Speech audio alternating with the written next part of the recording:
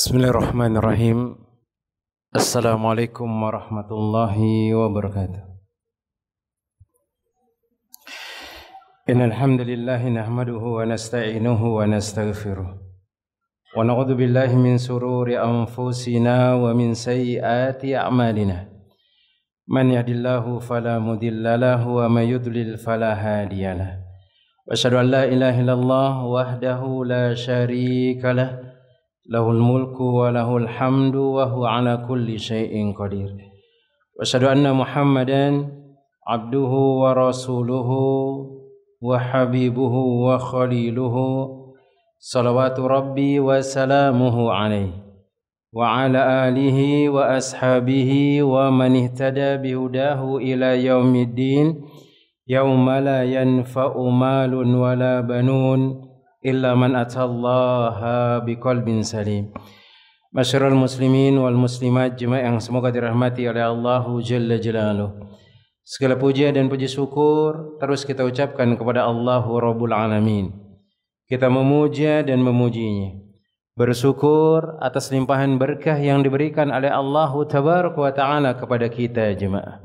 Karena dengan bersyukur, dengan nikmat yang diberikan oleh Allah Tabaraka wa Ta'ala, Allah Tabaraka wa Ta'ala akan memberikan keberkahan pada nikmat tersebut, bahkan akan melipat gandakan jumlah dan keberkahannya pula.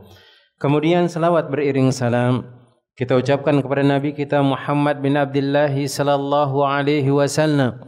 Allahumma salli wa sallim wa zid wa barik wa an'im ala sayyidina wa maulana Muhammad bin Abdullah sallallahu alaihi wasallam. Ya Allah, semoga salawat beriring salammu, tambahan berkah dan nikmatmu senantiasa tercurahkan kepada hamba kekasihmu ya Allah, kekasih kami ya Allah, junjungan kami ya Allah, Muhammad bin Abdullah sallallahu alaihi wasallam. Jemaah yang semoga dirahmati oleh Allah Tabaraka wa Ta'ala, alhamdulillah pada kesempatan sore hari yang berbarokah ini kita bisa duduk. Allah Jalla Jalaluhu masih memberikan kita waktu luang, kemudian kesehatan untuk melanjutkan pelajaran dan kajian kita membahas kitab yang dituliskan oleh Syekh Fuad bin Abdul Aziz As-Sahlub hafizahullahu taala, yaitu Kitabul Adab atau kumpulan adab Islami atau etika seorang muslim yang hendaknya dimiliki dalam kehidupannya sehari-hari. Kita sudah sampai ke bab yang ke-9, kemudian masuk ke pembahasan yang ke-6 dari adab-adab membuang hajat.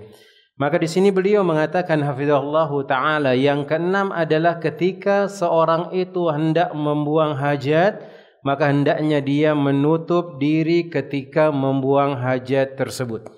Dan ini adalah di antara adab nabawi, yaitu adab yang diajarkan oleh Nabi sallallahu alaihi wasallam, yang mana beliau telah memberikan petunjuk tentang hal tersebut, untuk menutup diri ketika membuang hajat, karena membuang hajat adalah salah satu penyebab tersingkapnya aurat, dan syariat memerintahkan agar tertutup dan menjaga aurat dan bukan malah membukanya.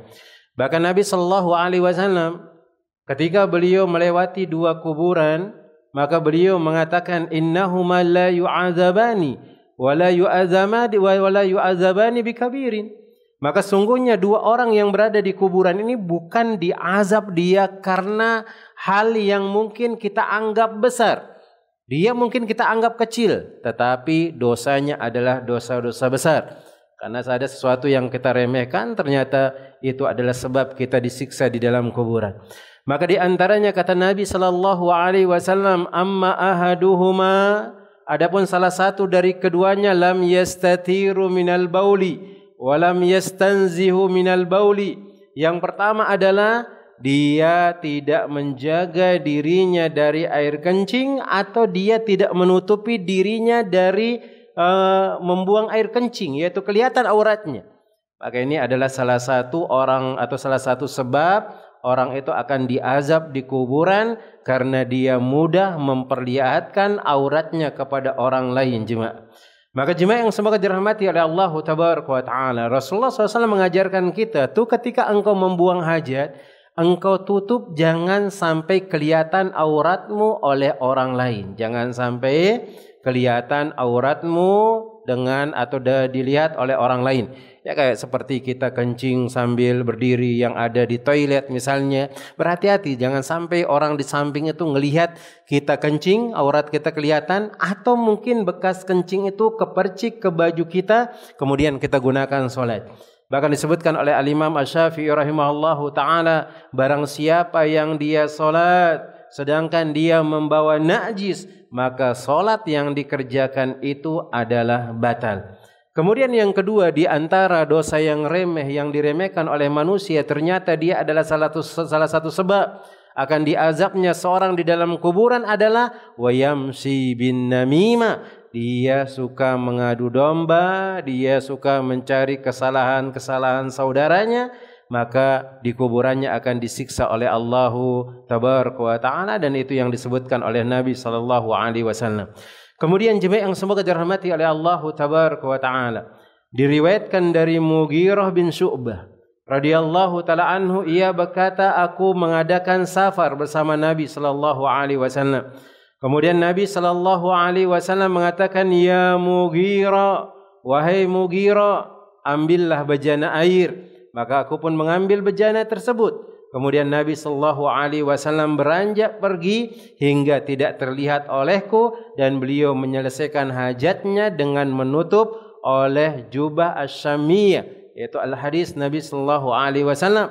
Maka di sini di antara adab Nabi SAW ketika kita buang hajat yang di tempat tidak ada bangunan tersebut atau tempat buang hajat khusus yang ada bangunan, maka hendaknya seseorang itu ketika membuang hajat itu sampai enggak kelihatan oleh orang lain, sampai dia tidak dilihat auratnya oleh orang lain, dan itu yang diajarkan oleh Nabi sallallahu alaihi wasallam sebagaimana yang diriwayatkan dari Mughirah bin Syu'bah. Kemudian dalam riwayat dari Imam Muslim disebutkan, lalu beliau berjalan hingga tersamar oleh kegelapan malam.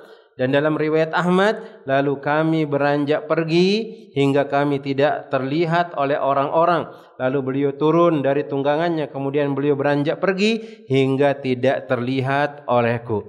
Dan juga dalam riwayat dari Mughirah bin Syu'bah juga, ia mengatakan apabila Nabi sallallahu alaihi wasallam pergi ke tempat buang hajat, maka beliau pergi ke tempat yang jauh. Kemudian diriwayatkan pula dari Abdullah bin Ja'far radhiyallahu taala anhu. Dia berkata, suatu hari aku dibonceng oleh Rasulullah sallallahu alaihi wasallam di belakang beliau, dan beliau membisikkan sebuah hadis kepadaku, dan aku tidak menceritakannya kepada seorang pun dari orang-orang. Dan tempat yang Rasulullah SAW paling sukai untuk menutup dirinya ketika buang hajat adalah al-hadfu atau haish nakhl. Disebutkan oleh Ibnu Asma mengatakan bahwa riwayat itu yaitu dinding pohon korma. Maka beliau berusaha kalau ketika buang hajat itu sampai tidak terlihat oleh orang lain. Kemudian disebutkan jemaah yang semoga dirahmati oleh Allah Jalla Jalaluhu dari Imam An-Nawawi rahimahullahu taala. Maka beliau mengatakan apa yang dapat difahami dari hadis ini diantaranya adalah disunnahkannya menutup diri ketika membuang hajat, baik dengan dinding pohon kurma, rimbunan pohon, atau lempengan celah tanah yang agak turun atau rendah, dan yang selainnya, di mana ia tidak terlihat oleh orang lain. Dan ini adalah sunnah muakkadah yang sangat ditekankan, wallahu a'lam. Kemudian jemaah yang semoga dirahmati oleh Allah tabaraka wa taala, dan seorang yang membuang hajat di balik bangunan yaitu toilet sudah cukup menjaga agar auratnya tidak tersingkap karena adanya kamar kecil dan toilet yang tertutup, maka segala puji dan sanjungan hanya milik Allah atas segala kemudahannya. Kemudian di antara faedah yang bisa diambil di sini, hendaknya orang yang buang hajat di padang pasir terbuka tidak mengangkat pakaiannya sebelum ia mendekati tanah, dan lebih khusus lagi jika mungkin ada orang lain yang melihatnya. Ini yang pertama yang disebutkan, atau yang keenam yang disebutkan tentang masalah buang hajat, dan ini yang diajarkan oleh Nabi sallallahu alaihi wasallam. Ketika ada orang membuang hajat, maka hendaknya dia jangan sampai dilihat auratnya oleh orang lain. Karena di antara yang kita sebutkan tadi, salah satu sebab orang itu akan disiksa di kuburan. Baik dia dilihat oleh orang lain atau mungkin dia sama jenis atau mungkin beda jenis. Maka jelas ini diharamkan, kecuali kalau dia adalah suami istri. Maka tidak ada larangan dalam hal tersebut, karena seorang suami boleh melihat aurat istrinya, seorang istri boleh melihat aurat suaminya. Adapun selain dari mereka, jelas itu tidak dibolehkan, bahkan diharamkan untuk menampakkan aurat kepada orang yang tidak berhak melihat aurat tersebut. Kemudian jemaah yang semoga dirahmati oleh Allah Tabaraka wa Ta'ala, yang berikutnya yang ketujuh adalah di sini permasalahan kencing sambil berdiri dan jongkok. Apakah boleh kita kencing berdiri? Kemudian dan yang lainnya apa yang diajarkan oleh Nabi sallallahu alaihi wasallam? Maka di sini beliau mengatakan asal mula posisi ketika kencing adalah jongkok. Sebagaimana Aisyah radhiyallahu taala anha mengatakan, barang siapa yang menceritakan kepada kalian bahwasanya Nabi sallallahu alaihi wasallam kencing sambil berdiri, maka jangan kalian membenarkannya. Tidaklah beliau kencing melainkan sambil jongkok. Dan ini yang diketahui oleh Aisyah radhiyallahu taala anha. Selama Nabi sallallahu alaihi wasallam berada di rumahnya, kemudian beliau kencing di rumah, beliau melihat Nabi sallallahu alaihi wasallam tidaklah kencing kecuali jongkok. Kemudian hal ini juga dikarenakan seorang yang kencing sambil berdiri biasanya tidak akan aman dari percikan air kencingnya, yang memungkinkan saja mungkin mengenai tubuhnya dan pakaiannya. Akan tetapi apabila ia memang harus kencing sambil berdiri, maka ia tidaklah mengapa, dengan syarat ia tidak terkena dengan percikan air kencing tersebut, kemudian dia tidak terlihat auratnya oleh orang lain. Dan ini diriwayatkan dari Hudzaifah radhiyallahu taala anhu, dia mengatakan, aku telah melihat Nabi sallallahu alaihi wasallam, atau disebutkan aku melihat diriku dan Nabi SAW berjalan-jalan sehingga beliau mendatangi as-subtah, yaitu tempat atau suatu tempat kaum di belakang tembok, atau disebutkan oleh para ulama yaitu tempat sampah di sana. Tempat sampah yaitu tempat orang-orang membuang tanah, kotoran, kemudian sesuatu yang disapu dari rumah, maksud sampah-sampah dibuang di sana di belakang tembok. Kemudian ternyata beliau di sana kencing sambil berdiri. Kencing sambil berdiri. Kemudian beliau kencing, aku pun menyingkir menjauhi Nabi sallallahu alaihi wasallam, namun beliau memberikan isyarat kepadaku, maka aku datang dan berdiri di belakang beliau hingga beliau selesai. Nah, ini sahabat Hudzaifah, beliau ketika kencing Nabi SAW, beliau tidak menjauh dari Nabi SAW. Beliau menghalangi supaya orang lain itu tidak melihat aurat Nabi Sallallahu Alaihi Wasallam. Maka ini dibolehkan. Maka dari dua hadis ini, kalau ada hadis yang bertentangan, seolah-olah memang bertentangan hadis tersebut.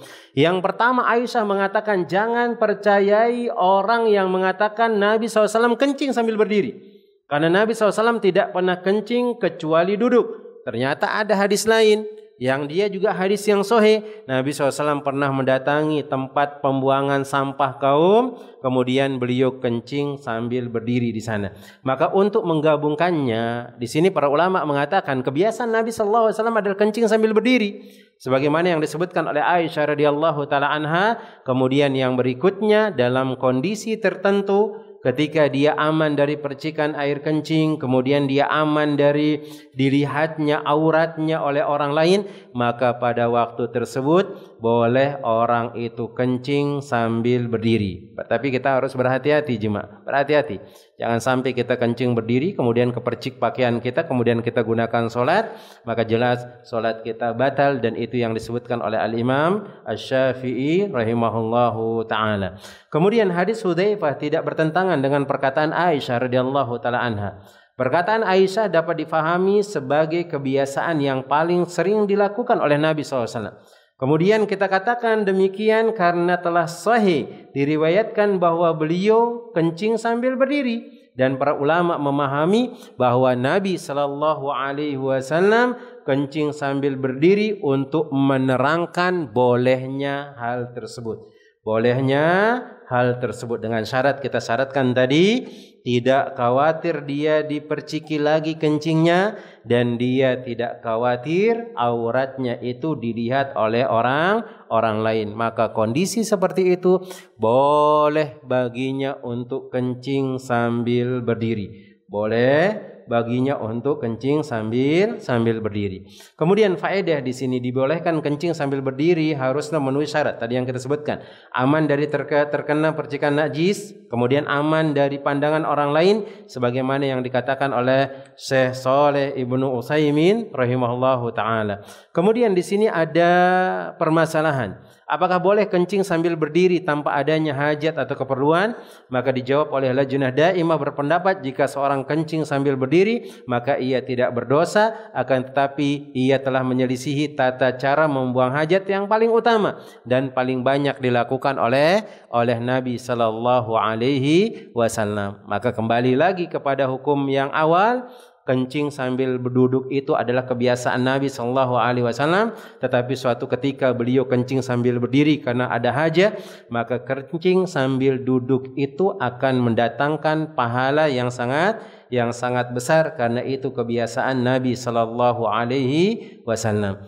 Kemudian yang berikutnya jemaah yang semoga dirahmati oleh Allah tabaraka wa taala, di antara adab-adab membuang hajat yang disebutkan oleh Syekh Fuad bin Abdul Aziz, yaitu kitabnya Kitabul Adab yang ke-8 adalah larangan menggunakan tangan kanan ketika buang hajat.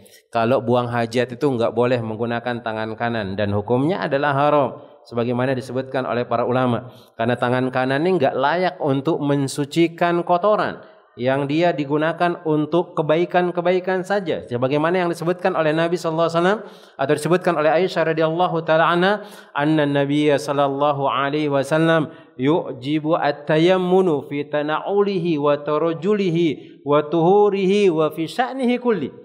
Nabi SAW itu senang menggunakan yang kanan ketika hendak berwudu, kemudian menggunakan pakaian, menggunakan sandal, kemudian kebaikan-kebaikan yang lainnya. Adapun tangan kiri, maka Nabi SAW mengajarkan untuk digunakan untuk menghilangkan kotoran dan yang lainnya. Dan itu diantara sunnah Nabi SAW. Kemudian beliau mengatakan, ketahuilah bahwasanya barang siapa yang menelaah nas-nas syar'i, maka ia akan mendapatkan bahwa syariat datang untuk memuliakan tangan kanan dan juga kaki kanan dari kaki kiri dan tangan kiri. Dan nas-nas tersebut mengarahkan setiap hamba hendaknya menggunakan tangan kanan dalam melakukan perbuatan mulia, sementara tangan kiri mereka gunakan untuk perbuatan yang sebaliknya. Dan ini sudah terbiasa dalam adat kebiasaan kita dalam bermasyarakat. Bahkan walaupun kita tidak mengetahui dalil ini, dari turun temurun orang tua kita mengajarkan kita yang kanan itu adalah kebaikan. Maka lihat, ketika antum memberikan orang dengan tangan kanan maka itu adalah sopan santun. Tapi ketika antum memberikan makanan kepada orang dengan tangan kiri, maka sungguh orang tua kita pun akan melarang hal tersebut, akan menghinakan hal tersebut, karena itu adalah hal yang di luar dari adab yang diajarkan oleh Nabi sallallahu alaihi wasallam dan yang lainnya. Kemudian berkaitan tentang istinja, maka Nabi sallallahu alaihi wasallam melarang memegang kemaluan dan beristinja dengan tangan kanan. Sebagaimana yang disebutkan oleh Ibnul Jauzi rahimahullahu taala, larangan menyentuh kemaluan dan beristinja dengan tangan kanan ini ada dua alasannya. Yang pertama adalah untuk menghindari tangan kanan terhadap hal-hal yang kotor, yang oleh karena itu bagian kanan ini dijadikan sebagai yang paling akhir masuk ke dalam toilet dan paling awal masuk ke dalam masjid, dan tangan kanan dijadikan alat untuk makan, minum, mengambil sesuatu, dan bagian kiri digunakan untuk hal-hal yang kotor. Kemudian yang kedua, sekiranya tangan kanan ini bersentuhan langsung dengan najis, maka seorang akan mengingatkannya ketika ia hendak mengambil makanan dengan tangan kanannya, apa yang telah disentuh dengan tangan kanannya dan apa yang telah dipegang, maka tabiat manusia akan merasa jijik dan menghindarinya. Dan ini akan membayangkan bekas najis, atau ini akan membayangkan bekas najis yang ada di tangannya. maka syariat bermaksud membersihkannya agar makanan menjadi baik untuk disantap. Sebagaimana yang disebutkan oleh Abu Qatadah radhiyallahu taala anhu, meriwayatkan dari Nabi sallallahu alaihi wasallam, beliau mengatakan, "Idza bala ahadukum fala ya'khudanna dzakarahu bi yaminihi wa la yastanji bi yaminihi wa la yatanaffas fil ina." Maka apabila salah seorang di antara kalian kencing atau mungkin membuang hajat, maka janganlah dia memegang kemaluannya dengan tangan kanan, dan janganlah dia beristinja dengan tangan kanan, dan jangan pula dia menghembuskan nafasnya di dalam bejana. Adapun yang ketiga ini sudah kita bahas tentang adab-adab makan. Seorang itu tidak boleh dia bernafas. Kemudian disebutkan oleh para ulama, enggak boleh dia meniup makanan yang panas juga enggak boleh, karena dilarang oleh Nabi sallallahu alaihi wasallam. Kemudian yang berikutnya, jemaah yang semoga dirahmati oleh Allah tabaraka wa taala. Sebuah hadis yang diriwayatkan oleh Imam Muslim dan selainnya. Disebutkan, la yumsikanna ahadukum dzakarahu biyaminihi wala yabulu wala yatamassa minal khala'i biyaminihi. Maka janganlah salah seorang di antara kalian memegang kemaluannya dengan tangan kanannya ketika dia kencing, dan janganlah ia membasuh yaitu cebok setelah buang hajat dengan tangan kanannya. Dan disebutkan oleh Imam An-Nawawi rahimahullahu taala, para ulama telah bersepakat tentang dilarangnya beristinja dengan menggunakan tangan kanan. Dan dilarang pula dan sebagian besar dari kalangan para ulama berpendapat larangan ini hanya sebatas makruh dan sebagai adab, bukan pengharaman. Tapi sebagian mengatakan hukumnya adalah haram karena tidak layak tangan kanan itu digunakan untuk menghilangkan kotoran dan yang lainnya. Kemudian di sini ada sebuah permasalahan. Bukankah tidak ada hadis yang menjelaskan larangan memegang dubur dengan tangan kanan ketika membuang hajat atau air besar? Maka jawabannya, larangan memegang dubur dengan tangan kanan ketika buang hajat itu lebih utama dilarang daripada hanya sekedar memegang kemaluan ketika dia kencing. Maka itu lebih besar lagi, kencing saja dilarang, apalagi ketika dia membuang air besar. Dan ini adalah bentuk qiyas al-aula, yaitu qiyas analogi yang lebih utama. Dan bisa jadi Nabi SAW memperingatkan sesuatu yang hukumnya lebih ringan dan mencakup dari sesuatu yang lebih berat. Maka kalau kita dapat sesuatu itu yang ringan dilarang oleh Nabi SAW, maka yang lebih berat itu pun lebih diharamkan. Contoh misalnya, Allahu Jalla Jalaluhu dan Rasulnya Sallallahu Alaihi Wasallam mengatakan, wala taqrabuz zina, jangan kalian mendekati zina. Mendekati saja tidak boleh, apalagi dia berzina. Ini namanya qiyas al-aula. Qiyas al-awliyah. Kias, mengkiaskan sesuatu yang lebih besar itu bahkan lebih dilarang lagi dalam agama Islam.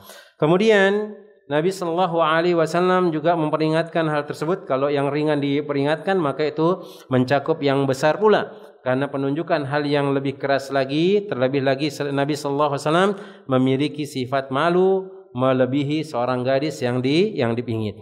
Kemudian bukan sanggahan bagi kami jika sifat malu Nabi SAW menjadi penghalang bagi beliau untuk menyampaikan agama Islam, karena penyampaian sudah terpenuhi dengan penyebutan hukum yang lebih ringan sebagai peringatan atas hukum yang lebih berat. Allahu ta'ala alam bissawab. Kemudian yang berikutnya, jemaah yang semoga dirahmati oleh Allah tabaraka wa ta'ala. Masalah yang lainnya adalah ada sebuah riwayat yang berasal dari Thalaq bin Habib radhiyallahu ta'ala anhu. Beliau mengatakan, kami mendatangi Nabi sallallahu alaihi wasallam. Lalu seorang sepertinya atau orang Badui mendatangi beliau dan berkata, wahai Nabi Allah, wahai Rasulullah sallallahu alaihi wasallam, bagaimana pendapatmu tentang seorang yang memegang kemaluannya setelah berwudu? Maka beliau pun menjawab, tidaklah kemaluan itu melainkan salah satu anggota tubuhnya, atau beliau bersabda bagian dari tubuhnya. Yang ditanyakan di sini, zahir di atas menunjukkan bolehnya seorang memegang kemaluannya di setiap keadaan. Lalu bagaimana menyelaraskannya dengan hadis, barang siapa yang memegang kemaluannya maka hendaknya ia berwudu. Ini pembahasan tentang masalah ketika ada orang wudu Udah selesai dia wudhu, kemudian mungkin gatel di bagian kemaluannya misalnya. Kalau dia dari luar susah garuknya. Kadang-kadang kita kalau garuk tangan kita jemaah, kalau ada baju itu kurang mantap jemaah, kurang mantap. Akhirnya harus buka dulu lengan bajunya, langsung kena kulit, garuk lebih enak. Jelas lebih enak. Akhirnya ada orang yang dia sudah selesai berwudu, kemudian dia masukkan tangan di telannya, kemudian dia digaruk kemaluannya. Apakah ini membatalkan wudu? Dan memang Masya Allah orang-orang Arab Badui itu banyak bertanya sesuatu yang kadang tidak terlintas dari kalangan para sahabat. Dan para sahabat itu sangat senang sekali kalau ada orang Arab Badui yang mulai bertanya. Dan itu adalah tambahan ilmu yang didapatkan dari mereka. Maka Nabi SAW mengatakan kepada orang Arab Badui itu, hal huwa illa boda'atum minka, bukanlah kemaluan kalian itu, atau tidaklah kemaluan kalian itu sama seperti anggota tubuh kalian. Sama seperti anggota tubuh kalian, kata Nabi SAW. Bukankah kemaluan kalian itu adalah anggota tubuh kalian?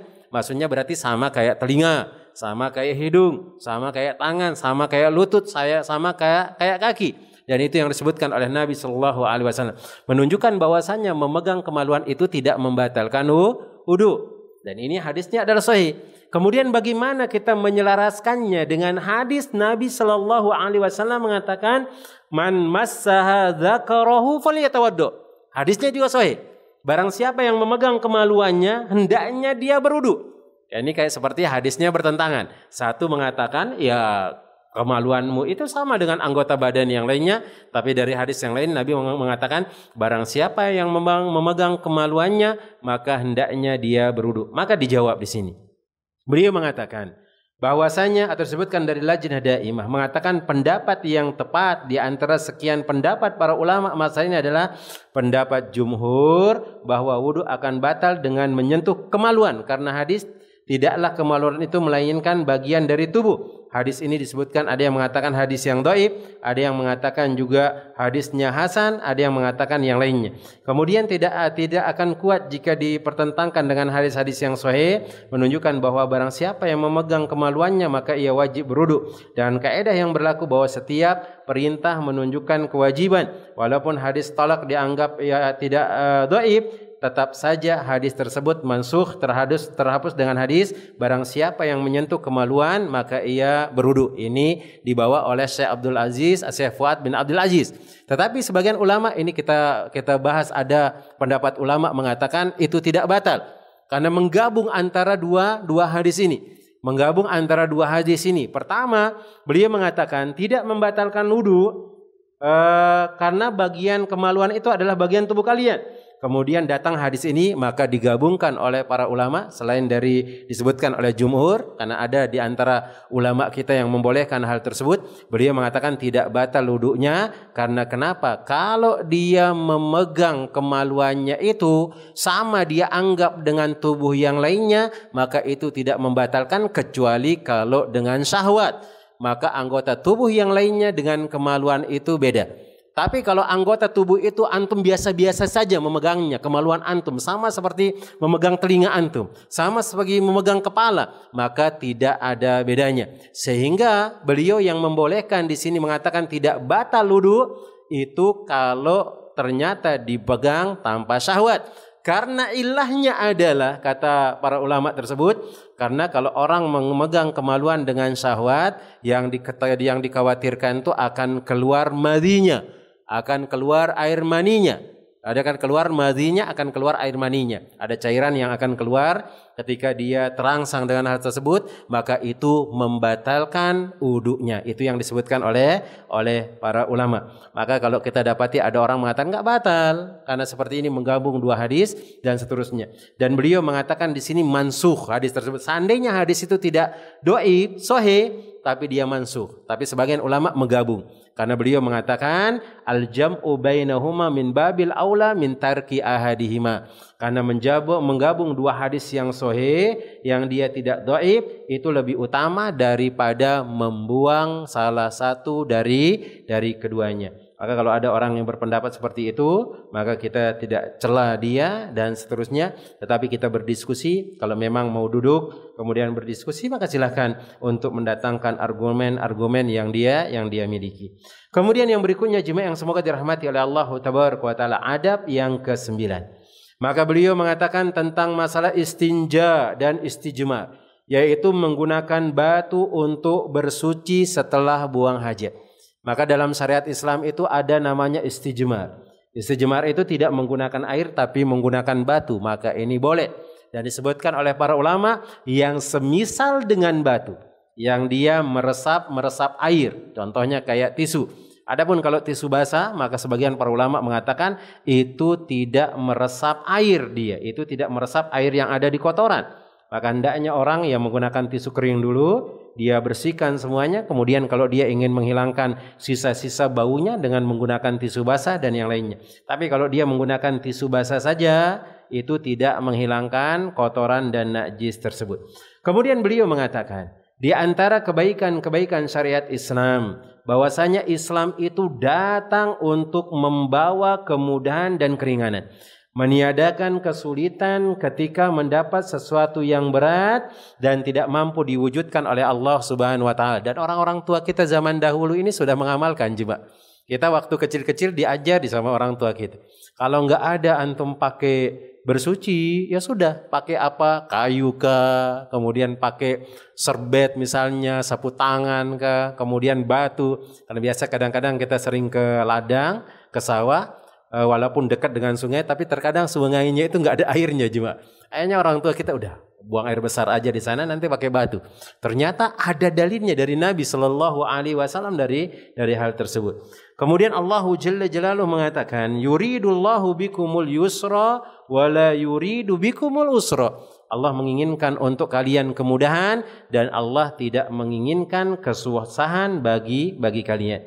Dan di antara kemudahan yang diberikan oleh Allah Tabaraka wa taala kepada hambanya yang mukallaf, yang diberikan beban syariat, adalah Allah membolehkan bagi mereka untuk membersihkan diri dengan menggunakan batu-batuan dan semisalnya, seperti kertas, serbet, benda yang serupa dengannya setelah membuang hajat, dan itu semua dapat menggantikan air dan dapat menggantikan air dalam bersuci. Maka kalau ada orang lagi safar, nggak dapat air, dia buang hajat, kemudian dia dapati batu, kemudian dia pakai batu, walaupun ya terkadang nggak hilang baunya, karena batu ini susah untuk menghilangkan bau, tapi untuk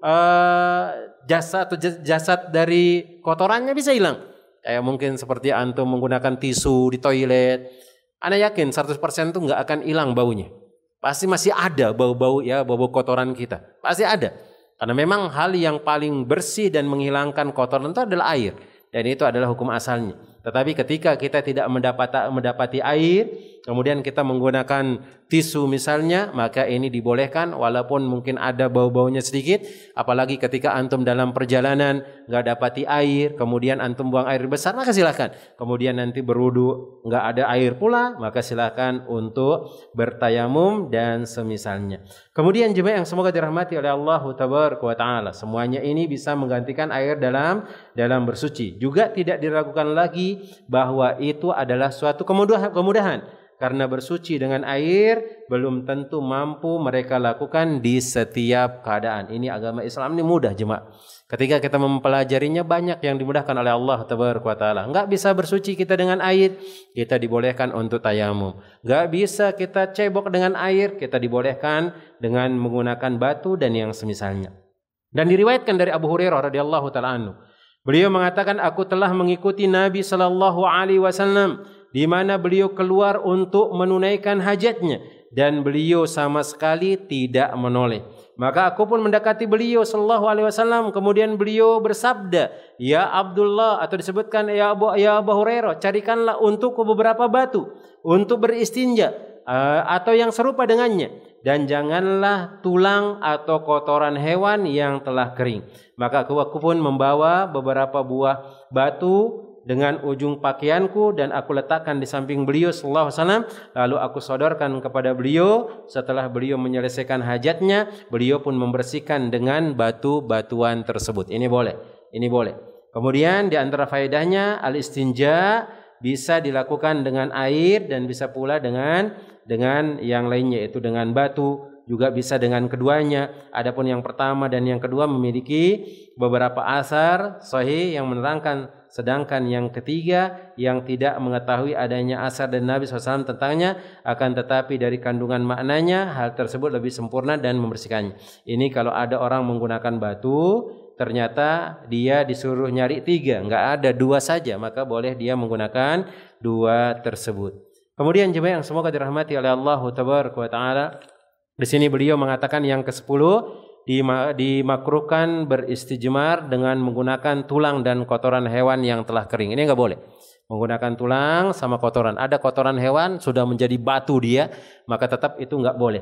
Kenapa? Alasannya Nabi Shallallahu Alaihi Wasallam mengatakan bahwasanya bebatuan itu, bahwasanya tulang-tulang itu adalah makanan dari bangsa jin. Kemudian kotoran-kotoran hewan itu adalah najis. Apalagi kalau dia adalah kotoran hewan yang al-himar al-ahliyah, yaitu keledai yang dipelihara, itu nggak boleh.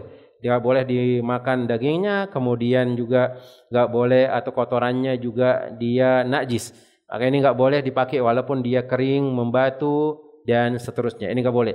Kemudian disebutkan dari hadis Abu Hurairah radhiyallahu taala anhu yang terdahulu, bahwasanya Nabi SAW memerintahkan untuk mencari batu.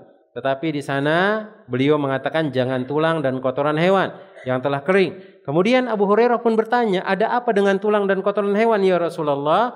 Maka Nabi SAW mengatakan keduanya adalah makanan jin. Dan sesungguhnya 2 kelompok jin telah mendatangiku sebaik-baik jin. Lalu mereka bertanya kepadaku tentang bekal makanan mereka. Maka aku berdoa kepada Allah untuk mereka agar tidak melintas sebuah daging atau tidak melintas sebuah tulang dan kotoran hewan yang telah kering kecuali mereka mendapatkan makanan padanya. Dan ini yang dijelaskan dalam hadis yang diriwayatkan oleh Imam Bukhari dalam Al-Manaqib, yaitu nomor 3860 tentang masalah ini, yaitu kotoran sama daging itu adalah makanan jin. Dan diriwayatkan, atau dengan riwayat ini semakin jelas sebab dilarang menggunakan tulang dan kotoran hewan untuk membersihkan diri. Kemudian faedahnya dilarang beristinja atau beristijmar dengan menggunakan tulang anak Adam dikiaskan kepada makanan jin, merupakan kias yang utama, sebagaimana diharamkan beristinja atau beristijmar dengan lembaran-lembaran kertas yang dimuliakan. Maka ini nggak boleh. Tulang hewan saja nggak boleh, apalagi kalau dia tulang manusia. Kemudian lembaran-lembaran jelas nggak boleh. Ada lembaran tulisan Al-Quran, ada lembaran tulisan-tulisan hadis Nabi Sallallahu Alaihi Wasallam, maka jelas itu tidak dibolehkan. Dan di sana ada lafaz Allah, kemudian lafaz ayat-ayat Al-Quran, dan hal itu jelas adalah sesuatu yang diharamkan oleh Nabi Sallallahu Alaihi Wasallam. Kemudian yang ke-11, disunahkan beristijmar dengan hitungan ganjil. Disunahkan beristijmar dengan hitungan ganjil. Tujuannya adalah untuk membersihkan tempat keluarnya kotoran, dan paling minimal adalah 3 kali basuhan yang menyapu seluruh tempat bagian keluarnya kotoran. Hal ini berdasarkan hadis dari Salman Al-Farisi rahimahullah radhiyallahu taala anhu. Apa kata beliau di sini? Dan disebutkan oleh Nabi sallallahu alaihi wasallam, la yastanji ahadukum biduni salasati ahjar. Janganlah kalian atau salah seorang di antara kalian beristinja dengan menggunakan kurang dari 3 batu kalau memang ada. Tetapi kalau memang enggak ada, yang ada cuma 2 saja, maka itu juga dibolehkan. Dengan alasan bahwasanya dengan menggunakan yang lebih banyak yaitu 3, maka lebih bersih dan hal tersebut juga lebih menenangkan, bahwasanya kotorannya sudah hilang. Dan jika telah bersih kurang dari 3 kali basuhan, maka wajib menyempurnakannya.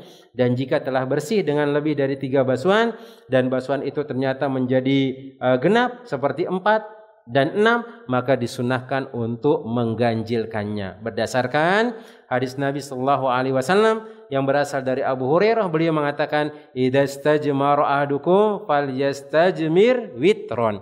Jikalau salah seorang di antara kalian beristijmar, maka hendaknya dia beristijmar dengan ganjil. Disunahkan 3, kalau memang dia harus menambah maka 5. Kalau memang harus menambah maka 7. Walaupun di basuhan yang keempat misalnya sudah bersih, maka sempurnakan dia supaya dia ganjil menjadi 5. Walaupun di basuhan yang keenam dia sudah bersih, maka hendaknya dia sempurnakan untuk menjadi 7. Kemudian yang berikutnya jemaah yang semoga dirahmati oleh Allah Tabaraka wa Ta'ala, yang ke-12, yang terakhir, maka dimakruhkan berbicara ketika berada di tempat buang hajat. Dan ini diingatkan oleh Nabi SAW supaya enggak berlama-lama di tempat buang hajat tersebut. Karena Nabi SAW mengabarkan kepada kita tempat kotor itu adalah tempat jin, tempat kotor itu adalah di mana setan tinggal di tempat sana, maka dilarang kita untuk berlama-lama. Biasanya nih orang-orang dahulu itu kalau lagi buat tempat buang hajat itu dekat sungai itu bersamping-sampingan, kadang-kadang ibu itu ngobrolnya lama. Ada ibu-ibu itu kalau sudah mulai buang hajat berdekatan, dulu kita di kampung itu ada dibuat di dekat-dekat sungai, itu ya dibuat dari kayu di sana, dibuat dari kayu, kemudian cuman setengah saja, mungkin 1 meteran di sana, sebatas 1 meter. Kemudian kalau orang duduk itu tidak kelihatan auratnya. Cuman yang sering ada itu ibu-ibu. Ibu-ibu kalau lagi duduk berdekatan itu ceritanya lama, padahal sudah selesai buang hajat, tapi malah bercerita lama. Dan disebutkan atau disebutkan sebagian besar ulama membenci pembicaraan ketika buang hajat. Dan mereka berdalil hadis yang diriwayatkan dari Ibnu Umar radhiyallahu taala anhuma bahwa seorang melintas sementara Rasulullah SAW sedang kencing dan orang itu mengucapkan salam, maka Nabi SAW tidak menjawab hal tersebut. Dan mereka mengecualikannya dalam keadaan darurat atau karena suatu keperluan, seperti mengarahkan orang yang buta hampir jatuh ke dalam sumur atau meminta air dan semisalnya. Ini dia. Ini yang diajarkan oleh Nabi Shallallahu Alaihi Wasallam di antara adab-adab membuang hajat. Maka kita sebutkan yang pertama adalah Nabi Shallallahu Alaihi Wasallam mengajarkan kepada kita ketika membuang hajat itu hendaknya dia menjauhi 3 tempat yang terlaknat. Jangan sampai buang hajat di sana. Seperti tempat berteduhnya orang lain, di jalan manusia, kemudian juga di aliran air yang mengalir. Jangan di sana. Kemudian yang berikutnya, yang kedua, maka beliau menyebutkan tidak boleh kencing di air yang tergenang. Walaupun airnya sedikit, begitu juga mungkin yang banyak, maka dikhawatirkan ada orang yang menggunakan minum, maka dia meminum dan ternyata dia terkena dengan hal yang najis tersebut. Kemudian dimakruhkan masuk ke tempat buang hajat dengan memakai sesuatu yang ada lafaz Allahnya atau yang ada tulisan Al-Qur'annya. Maka silahkan dia tinggalkan di luar. Kalau memang dia takut nanti akan diambil oleh orang lain, maka silahkan dia simpan, sebagus-bagus dia simpan, dia tutup, kemudian dia masukkan ke tas, kemudian dia ini, maka itu dibolehkan. Kemudian larangan menghadap dan membelakangi kiblat, maka ini tidak boleh. Di antara adab supaya kita menjaga adab yaitu terhadap Ka'bah dan yang lainnya. Kemudian yang kelima, kalau masuk dan keluar toilet itu baca doa. Baca doa sebagaimana yang diajarkan oleh Nabi sallallahu alaihi wasallam, Allahumma inni a'udzubika minal khubusi wal khaba'is. Kemudian ketika dia keluar mengatakan ghufranaka. Kemudian menutup diri dari buang hajat. Jangan sampai kelihatan auratnya. Jangan sampai kepercik air kencing tersebut. Karena itu adalah salah satu sebab orang itu akan disiksa di kuburan. Hati-hati, hati-hati. Dulu sering kita dapati hal tersebut kalau ibu-ibu zaman kita dulu juga itu. Biasanya ibu-ibu kalau masuk kamar mandi itu 2-3 orang jemaah. Kencing bareng di jemaah. Itu dulu. Kalau sekarang udah mulai malu kayaknya orang-orang sekarang. Maka ini di antara hal yang tidak baik. Ini adalah hal yang tidak benar. Begitu juga kita yang laki-laki. Jangan mudah memperlihatkan aurat kita.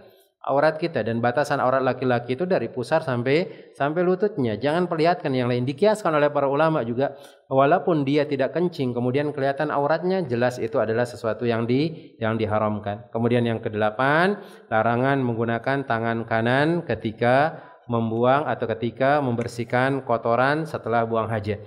Kemudian bolehnya istijmar, yaitu menggunakan batu dan yang semisalnya, tisu dan yang lainnya yang bisa menyerap dan membersihkan. Kemudian tidak boleh beristijmar dengan menggunakan tulang dan kotoran hewan karena itu adalah makanan jin. Kemudian yang ke-11 adalah disunahkan beristijmar dengan yang ganjil. dengan yang ganjil. Kalau memang 2 selesai maka genapkan dengan 3. Kalau memang 4 selesai genapkan dengan yang 5 dan seterusnya. Kemudian yang terakhir, dimakruhkan berbicara ketika berada di tempat buang hajat. Yaitu ketika ada orang buang hajat, kita juga gak boleh menegurnya, biarin saja sudah. Nah, tidak ajak dia ngobrol misalnya. Begitu juga apalagi orang-orang itu sama-sama membuang hajat dan berlama-lama di tempat buang hajat tersebut. Maka Nabi SAW mengingatkan kepada kita, tempat-tempat yang kotor itu adalah tempat-tempat syaitan yang dikhawatirkan kita akan terhasut dan tergoda dari tipu dayanya. Allah Ta'ala alam bisawab. Ini yang dapat Anda sampaikan tentang masalah adab-adab buang hajat, dan insyaallah kita akan masuk ke bab yang berikutnya tentang permasalahan adab-adab mendatangi masjid bidznillahi tabaraka wa taala. Mungkin sebelum kita cukupkan ada pertanyaan 1 atau 2, tafadhol. Mungkin ada pertanyaan yang berkaitan dengan tema atau yang lainnya. Nah, tafadhol, mungkin ada pertanyaan.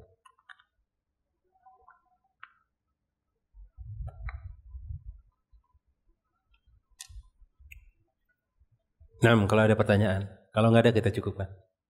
Tafadhol. Ada pertanyaan? Nah, kan. Ibu-ibu mungkin ada pertanyaan? 6 nggak ada. Maka ini di antara adab-adab yang harus dijaga ya. Ketika buang hajat, terutama itu yang ditekankan itu, di antaranya yang sangat besar ini, kadang kita bermudah-mudahan untuk terlihat aurat kita sama kepercik. Kepercik itu jemaah. Kadang kita bermudah-mudahan dengan hal tersebut. Ingat, itu di antara sebab orang itu akan disiksa di kuburannya jemaah. Hati-hati dengan percikan air kencing sama terlihatnya aurat kita ketika kita buang hajat tersebut. Hati-hati dengan hal tersebut. Karena sering Anda dapati ada orang-orang yang meremehkan hal tersebut. Apalagi kalau ada ya kayak seperti tempat buang kencing yang berdiri, kemudian tidak ada penghalangnya. Tapi kalau yang ada penghalangnya aman saja. Nah, lihat ada tempat yang berdiri, kemudian dikasihkan dia tembok, sehingga ketika dia berkencing berdiri di sana, nggak kelihatan sama teman yang di sebelahnya. Cuman yang dia harus khawatirkan kepercik air kencing tersebut. Jangan sampai kepercik air kencing, kemudian bajunya dan celananya dia gunakan sholat. Kalau dia tahu dengan hal tersebut, dia yakin bahwasanya celananya kepercik dengan air kencing, kemudian dia sholat, maka sholatnya batal jemaah. Karena syarat sahnya sholat itu harus bersih dari najis, tempatnya, badannya, kemudian pakaiannya. Allah Ta'ala alam shawab. Ini yang dapat Anda sampaikan. Semoga Allah Jalla Jalaluhu senantiasa memberikan keberkahan kepada kita jemaah, memudahkan kita untuk terus mengerjakan apa yang kita ingin kerjakan, kemudian memberikan keberkahan dengan hal tersebut, baik masalah urusan dunia kita dan urusan akhirat kita, dan semoga Allah Tabaraka wa Ta'ala memudahkan kita untuk masuk ke dalam surganya. Amin ya rabbal alamin. Kita cukupkan dengan doa kafaratul majlis. Subhanakallahumma wa bihamdika asyhadu an la ilaha illa anta astaghfiruka wa atubu ilaik. Summa assalamu alaikum warahmatullahi wabarakatuh.